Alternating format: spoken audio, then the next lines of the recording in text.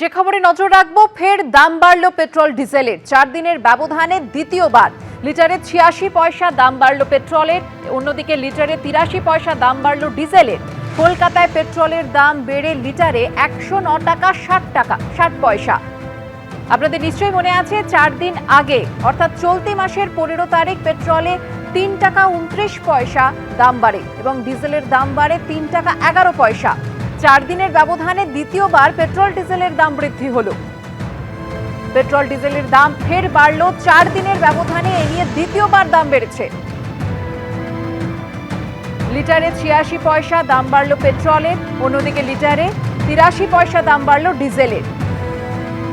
কলকাতায় পেট্রোলের দাম বেড়ে লিটারে 109 টাকা 60 পয়সা। কলকাতায় ডিজেলের দাম বেড়ে লিটারে 95 টাকা 96 পয়সা।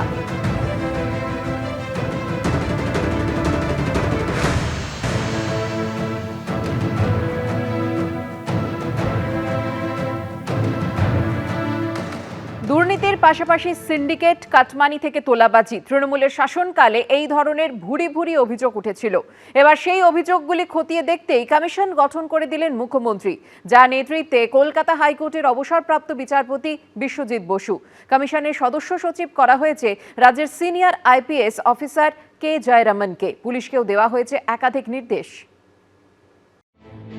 একদিকে দুর্নীতি, অন্যদিকে মহিলাদের ওপর অত্যাচারের ঘটনায় কড়া পদক্ষেপ। ক্ষমতায় এসেই প্রতিশ্রুতি পালনে পদক্ষেপ নিলেন মুখ্যমন্ত্রী শুভেন্দু অধিকারী। সোমবার ঘোষণা করলেন জোড়া কমিশন গঠনের। গত কয়েক বছরে পশ্চিমবাংলায় মহিলাদের উপরে, মা, বোন, দিদি এবং শিশু কন্যাদের উপরে যে ধরনের অত্যাচার হয়েছে, এই বিষয়ে আরেকটি কমিশন আমরা তৈরি করেছি। ইনস্টিটিউশনাল করাপশনের ক্ষেত্রে রিটায়ার্ড হাইকোর্ট অথবা সুপ্রিম কোর্টের জাজেসদের দিয়ে কমিটি হবে। রাজ্যের নতুন বিজেপি সরকার আসার পরেই দুর্নীতি, তোলাবাজি, সিন্ডিকেট বন্ধ করা নিয়ে কড়া বার্তা দিচ্ছেন মুখ্যমন্ত্রী শুভেন্দু অধিকারী। এবার এই নিয়ে পদক্ষেপ করল তার সরকার। একদিকে পুলিশের থেকে তথ্য তলব করা হলো, অন্যদিকে সব অভিযোগ খতিয়ে দেখতে গঠিত হলো কমিশন। তৃণমূল আমলে সিন্ডিকেট, তোলাবাজি এমনকি দুর্নীতির ভুরি ভুরি অভিযোগ উঠেছে। এবার সেই ধরনের অভিযোগগুলিকে এক জায়গায় এনে তদন্ত করার সিদ্ধান্ত নিল রাজ্য পুলিশ। রাজ্য পুলিশের তরফে পুলিশ সুপার ও পুলিশ কমিশনারদের বলা হয়েছে, রাজ্যের সব থানায় গত 3-4 বছরে সিন্ডিকেট, কাটমানি, তোলাবাজির মতো অভিযোগ জমা পড়েছিল, অথচ এফআইআর দায়ের হয়নি, এরকম তালিকা তৈরি করতে হবে। এর পাশাপাশি গত কয়েকদিনে এই ধরনের কত অভিযোগ হয়েছে, এখনো পর্যন্ত কতগুলি ক্ষেত্রে তদন্ত শুরু হয়েছে এবং এ ধরনের মোট কতগুলি মামলা দায়ের হয়েছে, সেই তথ্য তলব করা হয়েছে। সোমবার বিকেল 4টের মধ্যে সব তথ্য জমা দিতে বলা হয়েছে পুলিশের তরফে। এরপর স্টেট ক্রাইম রেকর্ড ব্যুরো বা এসসিআরবি ডিজিকে সব তথ্য এবং নথিকে একত্রিত করতে নির্দেশ দিয়েছে সরকার। এই প্রেক্ষাপটে এই দিন একটি কমিশন গঠনের ঘোষণা করেন মুখ্যমন্ত্রী, যার নেতৃত্বে রয়েছেন কলকাতা হাইকোর্টের অবসরপ্রাপ্ত বিচারপতি বিশ্বজিৎ বসু। সদস্য সচিব করা হয়েছে রাজ্যের সিনিয়র আইপিএস অফিসার কে জয়রামনকে। কেন্দ্রীয় এবং রাজ্য সরকারের অর্থে যে সমস্ত কনস্ট্রাকশন হয়েছে, তো কেন্দ্রীয় রাজ্য সরকারের নানা রকম পরিষেবা দেওয়ার ক্ষেত্রে যে সমস্ত দুর্নীতি হয়েছে, কাটমানি না হয়েছে, এক্সচেঞ্জ অফ ব্রাইব হয়েছে এবং miss appropriation of the government fund হয়েছে, সাধারণ মানুষ চিটেড হয়েছে, তার সঙ্গে সরকারি আধিকারিক, পঞ্চায়েত কাউন্সিলর, ব্রোকার্স অনেকে যুক্ত ছিলেন। এই বিষয়ে আমাদের একটি ইনস্টিটিউশনাল করাপশনের কমিশন তৈরি করার কথা ছিল। আমাদের রিটায়ার্ড জাস্টিস মাননীয় বিশ্বজিৎ বসুর নেতৃত্বে আমরা এই কমিটি আজকে তৈরি করলাম। 1 জুন থেকে এই কমিটি ফাংশন শুরু করবে। দুর্নীতি বা খারাপ কাজ আমরা কেউ চাই না, যারাই বন্ধ করবেন খুব ভালো কথা। সিপিএমের সময়ও বহু, তখন তো এসব কম্পিউটার এইসব ছিল না, ফোনে ফোনে ক্যামেরা থাকতো না। তো যদি কেউ বন্ধ করতে পারেন ভালো, আমাদের একটাই কথা, তো বিজেপি সরকারটা তো ভারতবর্ষে প্রথম হলো না, তাহলে বিজেপির অন্য রাজ্যগুলোতে একই অভিযোগ থাকে কেন? মুখ্যমন্ত্রীর আশা, এই কমিশন কাজ শুরু করার 30 দিনের মধ্যেই তাদের সুপারিশ দিতে শুরু করবে। পার্থপ্রতিম ঘোষ, দীপক ঘোষ ও সুমন খরায় রিপোর্ট, এবিপি আনন্দ। প্রাতিষ্ঠানিক দুর্নীতির তদন্তে কলকাতা হাইকোর্টের অবসরপ্রাপ্ত বিচারপতি বিশ্বজিৎ বসু নেতৃত্বে কমিশন গঠন করল রাজ্য সরকার। কমিশনের সদস্য সচিব করা হয়েছে আইপিএস অফিসার কে জয়রামনকে। প্রাতিষ্ঠানিক দুর্নীতি তদন্তে কমিশন তৈরি করেছে রাজ্যের বিজেপি সরকার। তার মাথায় বসানো হয়েছে কলকাতা হাইকোর্টের অবসরপ্রাপ্ত বিচারপতি বিশ্বজিৎ বসুকে। শিক্ষা দুর্নীতি মামলায় যার একের পর এক পর্যবেক্ষণ আলোড়িত করেছে বঙ্গ সমাজকে, কখনো এসএসসি কখনো সিবিআই কে ভৎসনা করেছেন।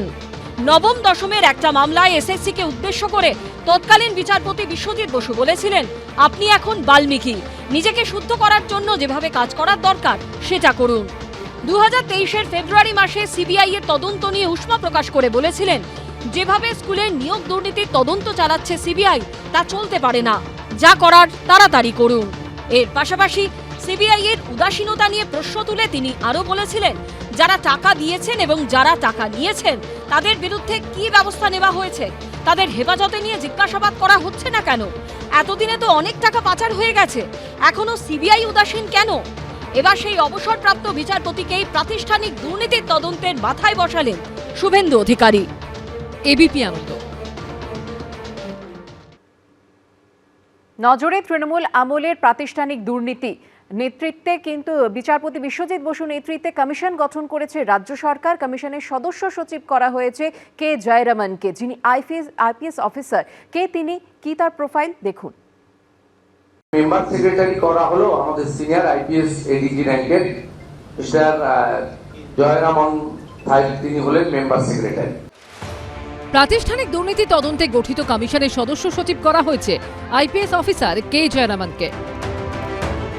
পুলিশ মহলে সৎ ও অত্যন্ত কড়া আইপিএস অফিসার হিসেবে পরিচিত কে জয়রামন শিলিগুড়ি জলপাইগুড়ি উন্নয়ন পর্ষদের দুর্নীতিকাণ্ডের তদন্তে নেমে 2013 নভেম্বরে শিলিগুড়ি জলপাইগুড়ি উন্নয়ন পর্ষদের প্রাক্তন সিইও আইএএস অফিসার গোদালা কিরণ কুমারকে গ্রেপ্তার করেছিলেন শিলিগুড়ির তৎকালীন পুলিশ কমিশনার কালিয়াপ্পন জয়রামন।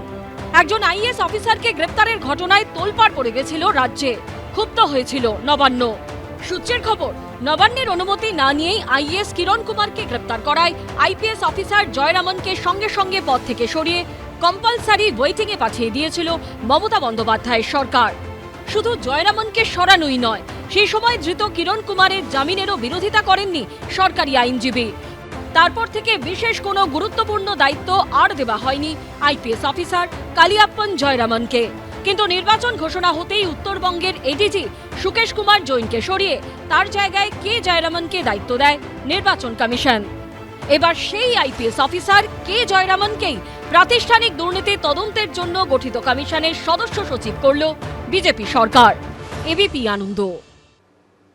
সংকল্পপত্রে নারী নিরাপত্তায় জোর দিয়েছিল বিজেপি। এবার ক্ষমতায় এসে মহিলাদের ওপর অত্যাচারের পুরনো অভিযোগগুলি খতিয়ে দেখতে কলকাতা হাইকোর্টের অবসরপ্রাপ্ত বিচারপতি সমাপ্তি চট্টোপাধ্যায় নেতৃত্বে কমিশন গঠন করলেন শুভেন্দু অধিকারী। সদস্য সচিব করা হয়েছে আইপিএস অফিসার দময়ন্তী সেনকে। একের পর এক কঠোর পদক্ষেপ, একই দিনে জোড়া কমিশন গঠন, একটা দুর্নীতি তদন্তে, আরেকটা মহিলাদের ওপর অত্যাচারের তদন্তে।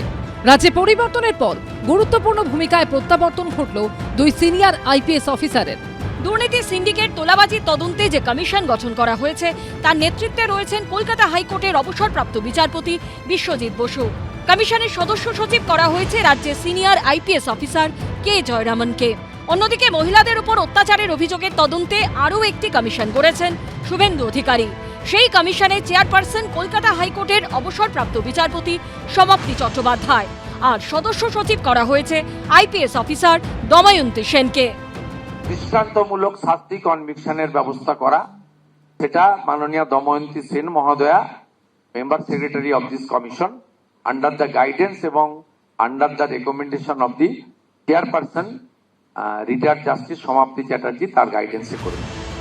ভয় আউট, ভরসা ইন, প্রধানমন্ত্রীর এই স্লোগানকে সামনে রেখে নির্বাচনে লড়াই করেছিল বিজেপি। এবার ক্ষমতায় আসার পর মহিলাদের উপর অত্যাচারের পুরনো অভিযোগগুলি তদন্তের জন্য কমিশন করে দিলেন মুখ্যমন্ত্রী শুভেন্দু অধিকারী।